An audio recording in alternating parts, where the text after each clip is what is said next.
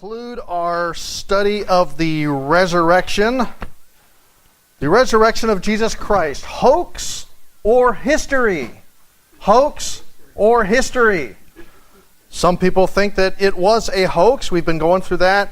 So far I've showed you some different theories that try to discredit the resurrection. We looked at the swoon theory that teaches that Jesus Christ didn't actually die, that he went into a swoon state similar to a coma, that while he was in the tomb, he revived after 3 days, somehow had the strength to unravel himself out of the grave clothes with 100 pounds of spices and aloes and these resins and plant derivatives after he had been whipped, had a crown of thorns placed on his head, had his hands and his feet pierced, and his side pierced by a Roman spear. All of that, and then suddenly, after 3 days and 3 nights with no medical attention, no food, no water, he not came back to life, but revived, because he was not dead. He revived, unraveled himself, came out of the tomb, somehow had the strength to roll away that stone, and did not alert the guards who were guarding the tomb, escaped out of there, walked for miles and appeared to all kinds of people, and they believed that he had been risen from the dead. Now, we looked through that, we analyzed that, we looked at all the holes in that story and how it is just not medically possible, it is not illogical.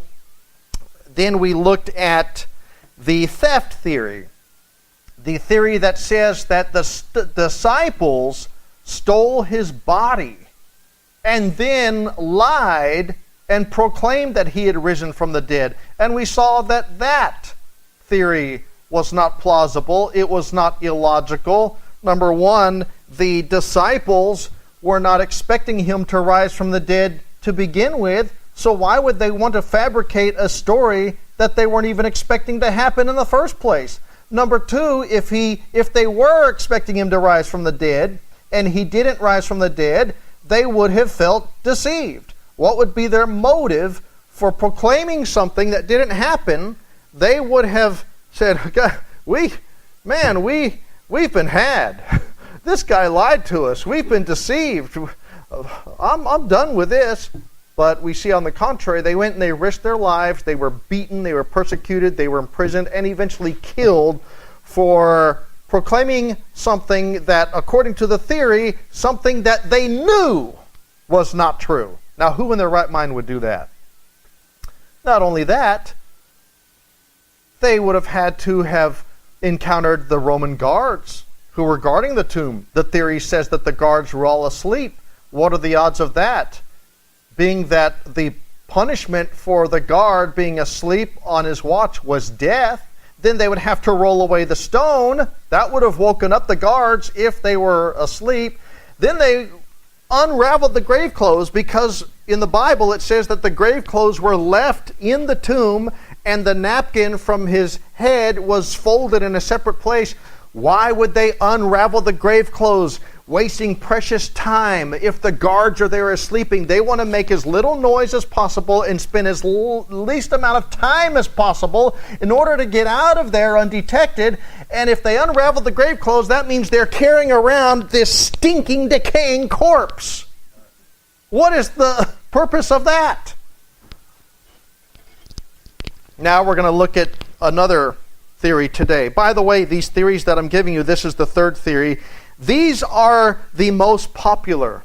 In other words, these theories are the best that they can come up with to discredit the resurrection of Christ. There are some other ones that are just as silly, dogs ate his body, or they accidentally went to the wrong tomb, things like that are even more silly than the ones that I'm giving you. So understand, these are the best that they can come up with to discredit the resurrection of Jesus Christ.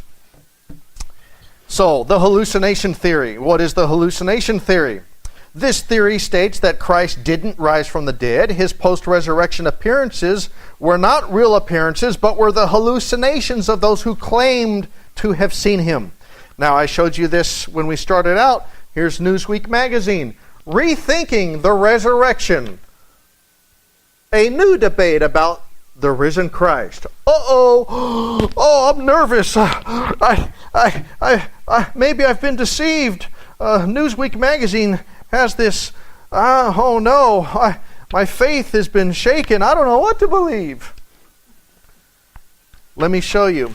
Because lest you think that these theories that I'm giving you are just so outlandish that we shouldn't even entertain, or we shouldn't even spend time to look at this, I want to show you that these are being perpetuated, that there are supposed scholars, supposed historians, liberal theologians, men who have been college educated and who actually write books, and they engage in formal public debates using these theories. So this Newsweek magazine, page 62, alludes to the hallucination theory, and they quote this man who wrote a book. I'm going to read you a paragraph from this. He says about a New Testament scholar. Don't be intimidated when you come across people who are scholars in their field, these theologians, people like that.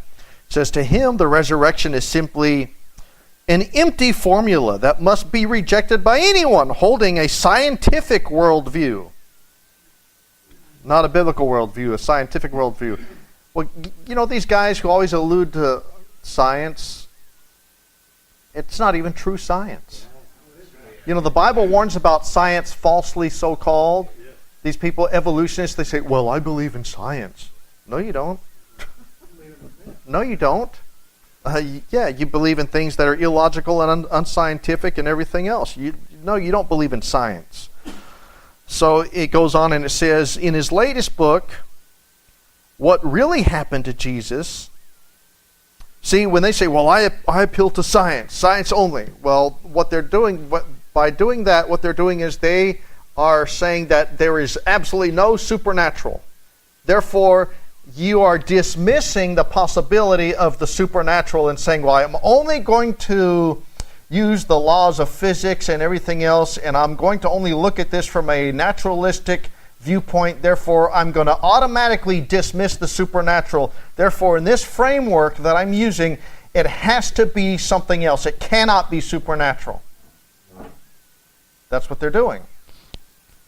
But when you do that, what you come to realize is that it's less likely to have a naturalistic explanation. Therefore, the supernatural makes more sense. Now, he goes on and he says, What Really Happened to Jesus? A Historical Approach to the Resurrection is a book that this man wrote. And there are others who came after him who parrot him and use these same arguments. He argues that Jesus' body rotted away in the tomb. The risen Christ that appeared to the Apostle Peter, according to this man, whose book evoked a roar of protest from German Christians, was a subjective vision produced by Peter's overwhelming grief and guilt for having denied Jesus when he was arrested. For the Apostle Paul, who had previously persecuted Christians, his vision of the risen Christ was the resolution of an unconscious Christ complex. Whatever that means. You see, you make it sound real fancy and very articulate and big, large swelling words, and you make it sound very educated to try to convince people. What does that mean? What is, as he calls it, what is the resolution of an unconscious Christ complex? And what the New Testament describes as Jesus' appearance to more than 500 followers was a mass ecstasy. In short, modern psychology reduces the risen Christ to a series... No. He reduces it. Not modern psychology. Him. In short, modern psychology reduces the risen Christ to a series of inner psychic experiences that produced in the disciples a renewed sense of missionary zeal and spiritual self-confidence. So, in layman terms, in simplistic terms, he's saying that all the people who saw Jesus Christ, or thought they saw Jesus Christ and thought he had risen from the dead, it was a hallucination. It was not real. It was a product of their imagination, their anticipation, coupled with their emotional state, their grief, their guilt, all these things. Now, is that possible? Well, you could say it is possible, but it surely is not probable. The odds of that happening are slim to none, and I'm going to show you why. So let's look at this. The refutation on your sheet. The hallucination theory is not plausible because it contradicts certain laws and principles to which psychiatrists say most hallucinations, which are false sensory perceptions, must conform. A hallucination is something where you sense something, whether it appeals to one of your senses and it's not really there. For example, you see something that's not really there. And I'm not talking about a mirage, an illusion. I'm talking about if you actually see maybe a person, an animal, or something like that. Just plain as day. You actually see it, but it's not there. It's all in your mind, and it's affecting your optical nerves and your eyes and your vision. You see it, you hear it, you smell something, you taste something, you hear voices. Those things that appeal to your senses, and you think that they are there, or they are so real, they are lifelike. They're not really there. It's all in your mind. Now, these things do happen. People do experience hallucinations. Certain people experience hallucinations under certain conditions. However, for all of these people to hallucinate the risen Christ, I'm going to show you, is not very logical. Medically speaking, he said he appeals to the scientific world. Well, we're going to look at this from the scientific perspective. Medicine is a branch of science. The psychiatry and things like the things that have to do with the mind, that's a branch of science. So we're going to look at that. So generally, only particular types of people, such as schizophrenics, highly imaginative, and very nervous people, experience hallucinations. Some people do experience hallucinations. Maybe you've seen some homeless guy walking down the street and he's having a conversation with the air, In his mind, he's talking to somebody. He's hearing a voice. He might be seeing somebody. In his mind, he is speaking to somebody. He's hallucinating, most likely. People who have schizophrenia, they experience hallucinations. Some people that are under the influence of certain drugs, it causes them to experience hallucinations. Some people, when they have sleep deprivation, they experience hallucinations. There's other things that can cause hallucinations. We are very dehydrated, things like that. And also, some people have experienced hallucinations when a loved one has passed away. That is true. But I'm going to show you how it was not likely that every single person who saw Christ was hallucinating. Now, generally, like I said, only certain types of people will experience hallucinations. Number one, Christ's post-resurrection appearances weren't restricted to persons of any particular psychological makeup. The people that he appeared to, they were not all the same type of person. They were not all the same family members. They were not all of the same genetic makeup or the same personality or something like that. They were all kinds of people, different ages, backgrounds, etc. Number two, he was seen by over 500 people who were of different ages, sexes, occupations, and backgrounds. So again, all kinds of different people, different backgrounds, different ages, different genders, different type of social status. I mean, just all kinds of people.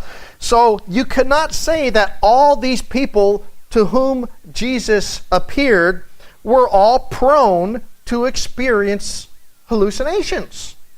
Because only certain types of people are prone to experience hallucinations.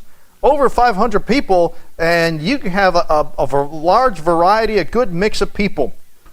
Letter B, hallucinations usually occur under unique circumstances and settings, like I said. For example, delirium, exhaustion, hypnosis, sleep deprivation, psychosis, etc.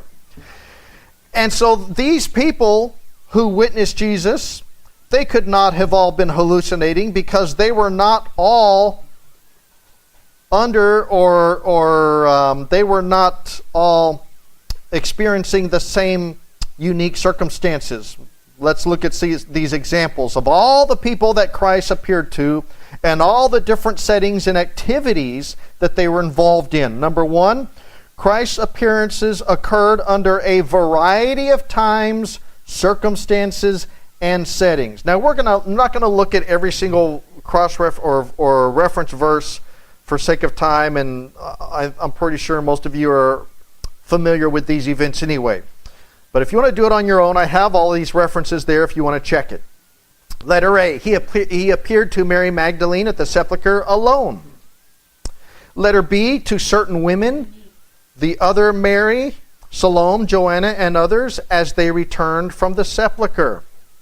Letter C, he appeared to Simon Peter alone on the day of the resurrection. Letter D, he appeared to the 2 disciples on the way to Emmaus on the day of the resurrection. Letter E, then he appeared to 10 disciples. First without Thomas. Now why only 10? Judas is dead. He hung himself. Thomas is not present. So 12 minus 2, there's 10 disciples and others with them. That's a key phrase because there were others with them. It just didn't name them because they weren't as significant. At Jerusalem on the evening of the resurrection day. Letter F, he appeared to the disciples again, this time Thomas being present at Jerusalem. Letter G, he appeared to the disciples when fishing at the Sea of Galilee. Letter H, to the 11 while eating, and above 500 brethren at once at an appointed place in Galilee. Letter I, he appeared to James, but under what circumstances we are not informed. It doesn't give us that information. Letter J, he appeared to the apostles immediately before the ascension. They accompanied him from Jerusalem to Mount Olivet, and there they saw him ascend till a cloud received him out of their sight. Now, if you remember, right before Jesus ascended, there were also angels present. Well, it says 2 men in white apparel, which were probably angels. So if that was a hallucination, not only are they hallucinating that Jesus Christ is ascending, they are also having hallucination of angels. Keep that in mind. Because if they are hallucinating every time these people see Jesus Christ, think of all the activities, all the other people present with Christ, angels, there's clouds, there's other phenomena that's occurring. All of those things would have to be, I can give you the answers afterward if you want to ask me, if you don't get them while we're going through this. You have to understand that all of these surrounding events, other than actual people, are also hallucinations. Right? If Jesus is there eating food, that means they're hallucinating not just Jesus, but the food that he's eating is also a hallucination. Angels accompanying him, that's also a hallucination. Jesus is ascending up into heaven, and a cloud receiving him. All of these other things are hallucinations. Keep that in mind. It's not just Jesus. It's the accompanying people and events that are surrounding that. Letter K, he appeared to Saul, who was on his way to persecute those who preached the resurrection. Now, was Paul alone on the road to Damascus in Acts chapter 9? No, he wasn't. Weren't there some people with him, accompanying him? No, they would have to be consistent. They would have to say that those men experienced hallucinations. Because didn't that impact or the hallucination that Paul had, weren't they not affected? Didn't they hear a sound? They heard his voice. In another cross-reference in Acts, it says that they had fallen to the ground. Well, wait a minute. If Paul, because he had this, a Christ complex. He was so zealous and so just hated Jesus so much that he was going to go and persecute Christians because they were preaching something that they had hallucinated and they thought it was true, And so it just bothered him so much that it made his mind have a hallucination and see Jesus, not just see the bright light, but hear him speak from heaven. But wait a minute, what about the guys that were with him? They hallucinated too? That doesn't make sense. I guess they had the same Christ complex. You see how this is just really falling apart once you really analyze it? And we're not even halfway done. Something else. Letter C on your sheet. Those to whom Christ appeared were in different moods and emotional states. Mary Magdalene was weeping. The women were afraid and amazed. Peter was remorseful. Thomas was doubtful. The two traveling to Emmaus were unaware. Remember, they didn't even know it was Jesus at first. The disciples were fishing. At his ascension, they were captivated. Letter D, hallucinations are rarely visual, auditory, meaning you can hear them, and tactual, meaning you can feel and touch it, all at the same time, as were the appearances of Christ. Now, when I was doing some research about people who supposedly or do hallucinate after they lose a loved one. By the way, how many ever lost a loved one? I would say most of us have. I don't know about you, but I never had a hallucination that my loved one appeared to me. Maybe some of you, one of you have. I would bet to say the majority who have lost a loved one did not experience a hallucination where you thought that your loved one appeared to you. Now, some people, medically speaking, have had hallucinations where they thought that they saw their loved one. Or, well, actually, I would say this. The most common hallucination that people experience, if they do experience a hallucination after losing a loved one, is one where they sense the presence of that person. Okay? Now, that's if they experience a hallucination of losing a loved one. It's because they are just so grief-stricken that maybe a husband and a wife, they've been together for so long, they're so accustomed to being with each other and seeing each other every day, or if a parent loses a child or something, they are so grief-stricken, they are so emotionally manipulated, and it's like their brain or their emotions can't accept it. They're in denial. They go, whenever you go through grief or you lose a loved one, there's these stages. First, it's denial, and then it's shock, and then it's, there's these stages to where you can finally accept the fact that it's happened, and then you grieve, and then you overcome it, or you get better. But there are instances where people, they want to see that loved one, or it's such a shock to them, it's such an emotional tragedy that they will hallucinate. Now, sometimes it is visual. I have read where maybe a woman who sits on the porch in the rocking chair waiting for her son to come home from school or get off the bus and he's walking up the road, or the husband coming from work or something, and the person has died, and then they see the person walking temporarily. Okay, that's a hallucination. It has happened. It does happen occasionally. But according to medical experts, the most common hallucination that people occur when they lose a loved one, and by the way, again, this is a minority of the people who experience hallucinations of a lost loved one, is feeling the presence of the person. Not seeing the person, not hearing him talk, but simply, I feel that he's with me. I feel like he's in the same room. His spirit is comforting me. Now, I'm not saying it's real. It's a hallucination. It's in their mind. But that's the most common one. Not seeing the person. Why is that important? That is important because, according to this theory, they saw Jesus, not just felt his presence. They saw him, they heard him speak, he spoke to them, some of them, they touched him. You understand? So even from a scientific perspective, this is not something that is common.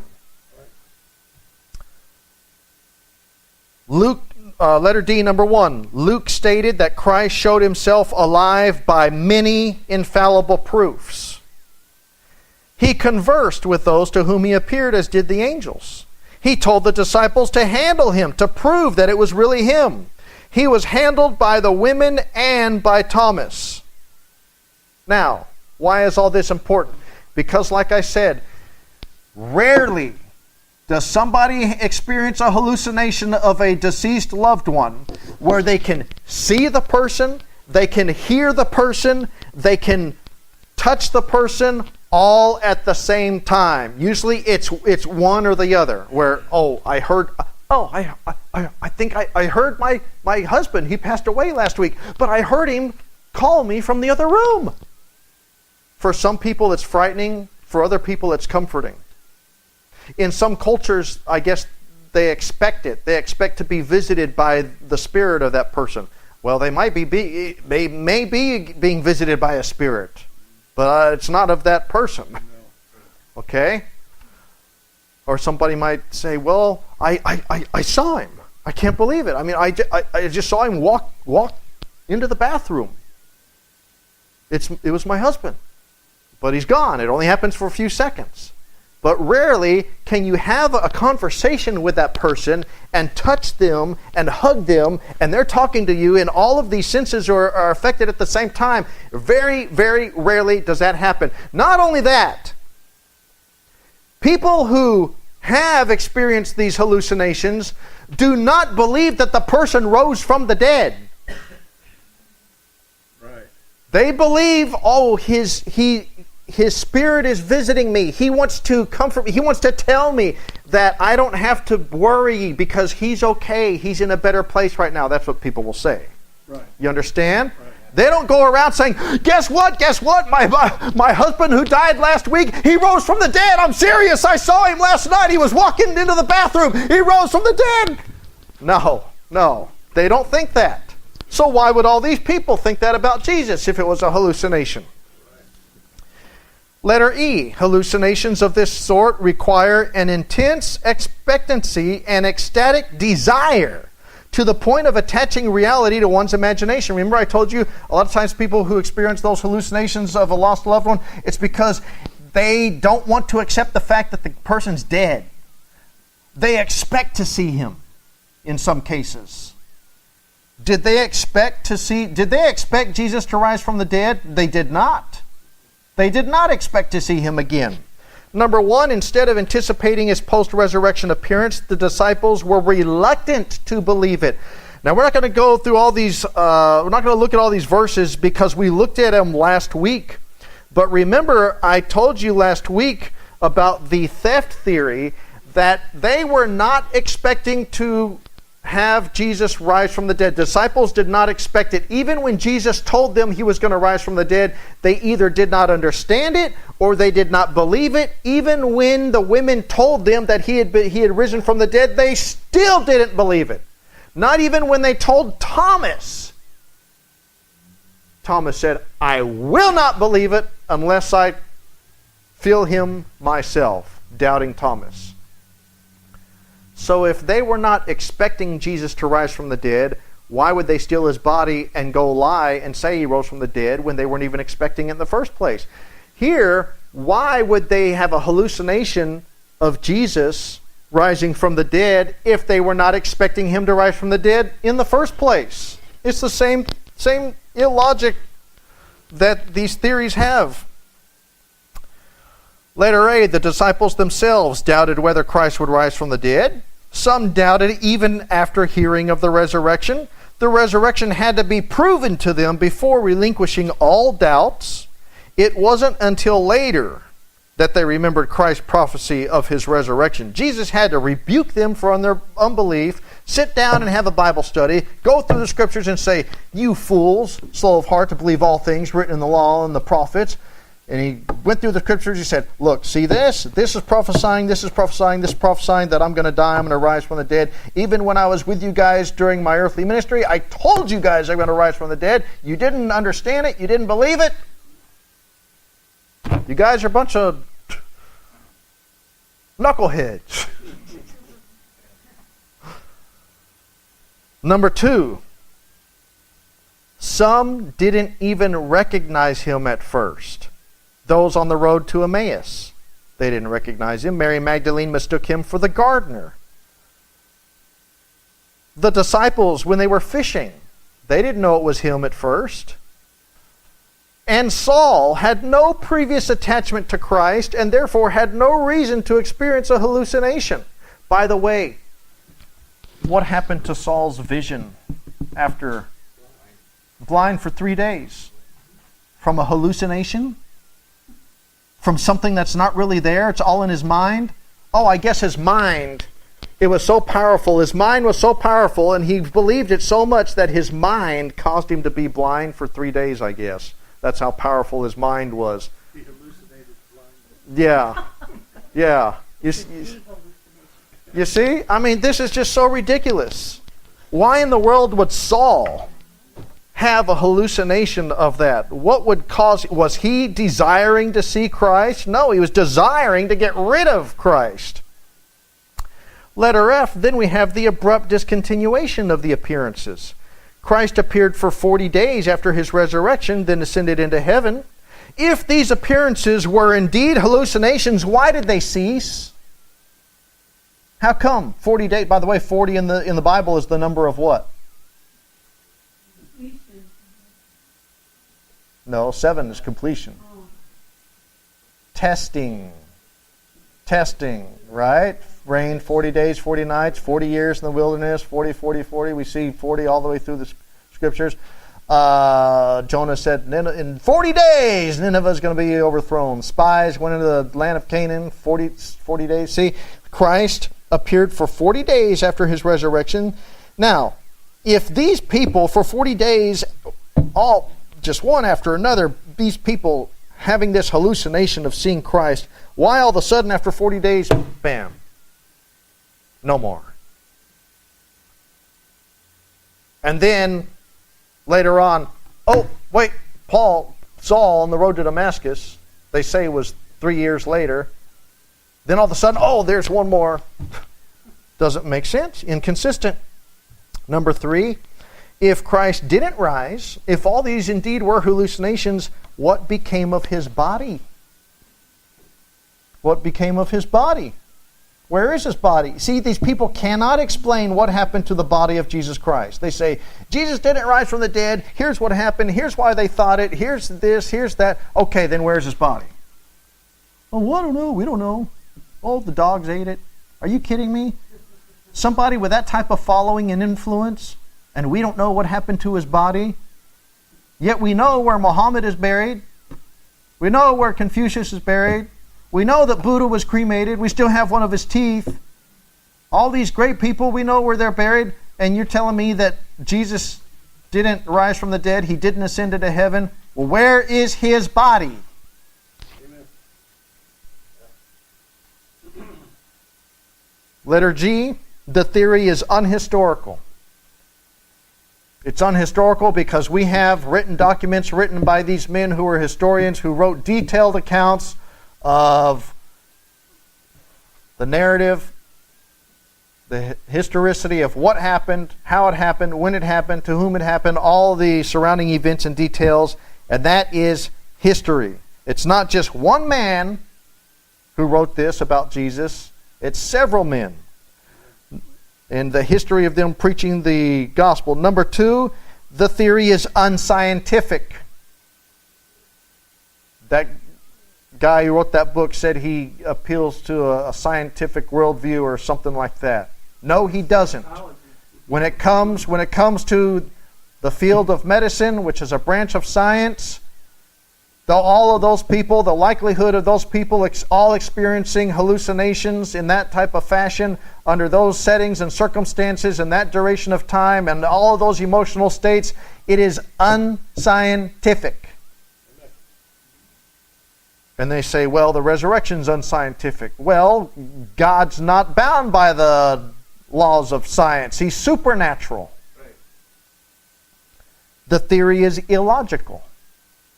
It is illogical to think that all of these people hallucinated the risen Christ and were deceived enough into thinking that he had rose from the dead, and then go and devote their lives, literally, to the point of death, to preach something that they had merely hallucinated. Listen, if Jesus did not rise from the dead, if these were merely hallucinations, they went and preached the gospel, the resurrection of Christ, beginning at Jerusalem. It would have been very easy for somebody to produce the body of Jesus and say, guys, guess what? You have been hallucinating, or whatever else is causing you to believe this, whether you're lying or whether you're deluded or whatever, because here is his body. That means the tomb would have had to have remained occupied. And it would have been very simple to furnish the body of Jesus in order to disprove this myth that they were supposedly perpetuating. Therefore, it is illogical. So that is our lesson, or series of lessons, on the resurrection of Christ. Next time somebody brings one of these up to you and tries to tell you that Jesus didn't rise from the dead, and they use one of these, well, hopefully you'll be better prepared to ask them questions. Say, oh, really? Well, let me ask you this. Well, how did this happen, and how did this, and how did this, and what about this? Or, when you're witnessing to somebody, and they're very skeptical, well, I don't believe the Bible, I don't believe, okay, ask them this. Use the resurrection as a witnessing tool. Ask them, what do you believe happened to the body of Jesus Christ? Get them to think. Because if they don't believe the Bible, they don't believe the resurrection. Now, if they try to say, well, he rose from the dead, right? Yeah, he did. So, okay. Use that as a little bit of a springboard and say, okay, if that's true, then doesn't that mean that do you know anybody else who rose from the dead? Well, doesn't that mean that he is the Son of God and what he said is true? Okay, well, let me show you some things that he said. You see? So you can use this. Any questions?